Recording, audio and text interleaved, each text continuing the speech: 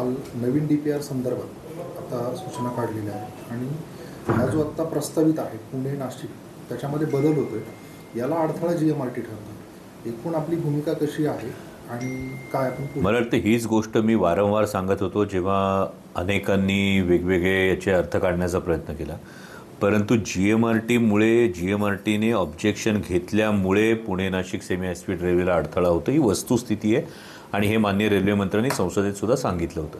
यावर माझं म्हणणं हेच आहे की GMRTने यामध्ये नवीन संशोधनाचा विचार करून यामध्ये तोडगा काढावा. जो तोडगा काढला तर GMRT जुन्नर तालुक्यात 1996 पासून आहे आणि त्यामुळे जुन्नर तालुक्यामधल्या अनेक डेव्हलपमेंटच्या प्रोजेक्ट्सना अडथळा येतोय. तर याचं कॉम्पन्सेशन तालुक्याला मात्र कुठेही मिळालेलं नाही आहे. कुठेही केंद्र सरकारच्या विशेष योजना या तालुक्यामध्ये प्राधान्यक्रमानं येत नाही आहेत.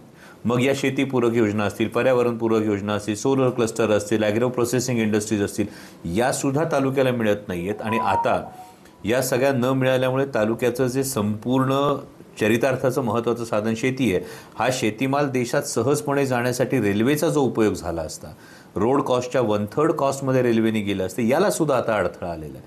तर माझी विनंती हीच आहे की GMRTला विरोध नाही, परंतु अशा पद्धतीनं जर GMRTनं आडमुठी भूमिका घेतली तर उद्या विकासाच्या आड येणारा प्रकल्प म्हणून GMRTची ओळख होऊ नये अशी माझी स्वतःची या भागाचा लोकप्रतिनिधी म्हणून ही धारणा आहे, अशी इच्छा आहे.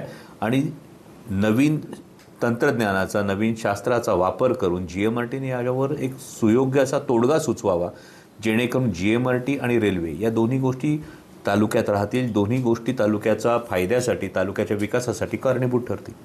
सत्यजित तांबे यांनी देखील ट्विट केलेलं आहे आणि त्यांनी सुद्धा असं सांगितलेलं आहे की जसं माझा मतदारसंघ असेल किंवा खेड, आंबेगाव, जुन्नरमधले जे काही लोकप्रतिनिधी आहेत या बाबतीत पुढच्या काळामध्ये लढा उभारतील.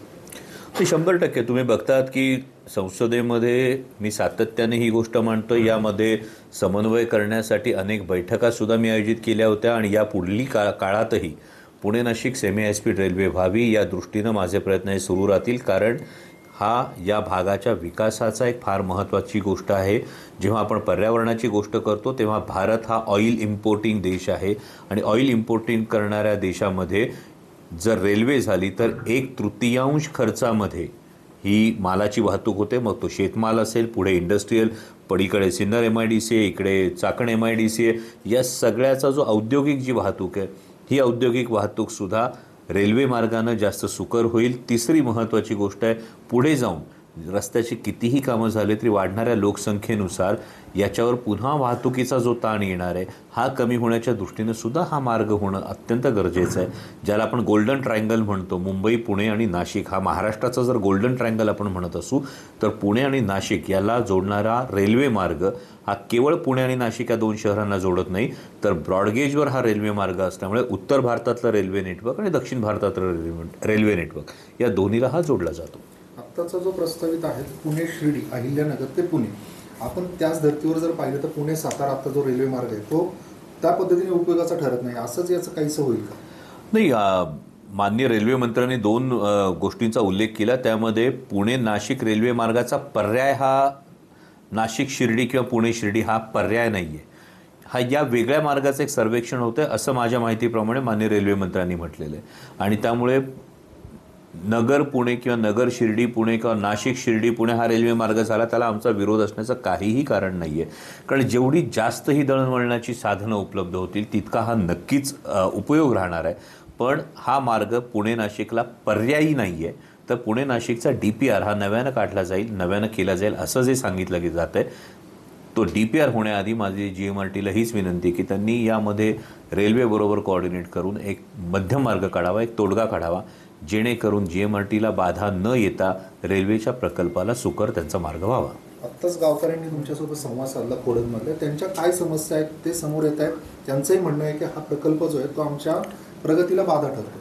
म्हणजे आजही खोडदच्या ग्रामस्थांनी दिलेलं जर तुम्ही पत्र बघितलं तर खोडदच्या ग्रामस्थांनी हे जे पत्र दिलं आहे यामध्ये प्रस्तावित Pune Nashik semi high speed railway प्रकल्प हा पूर्वनियोजित मार्गावरूनच व्हावा. म्हणजे ज्या गावामध्ये GMRT आहे 1996 सालापासून, त्या ग्रामस्थांचं सुद्धा हेच म्हणणं आहे की आमच्या अनेक विकासाच्या प्रकल्पांना जो बाधा येतोय, रेल्वे हा आमच्यासाठी एक चांगला पर्याय आमचा शेतमाल असेल किंवा प्रवासी वाहतूक असेल या सगळ्यासाठी एक चांगला पर्याय आहे आणि त्यामुळे जो आधी प्रस्तावित मार्ग होता त्यावरूनच रेल्वे व्हावी हे तिथल्या ग्रामस्थांचंही म्हणणं आहे.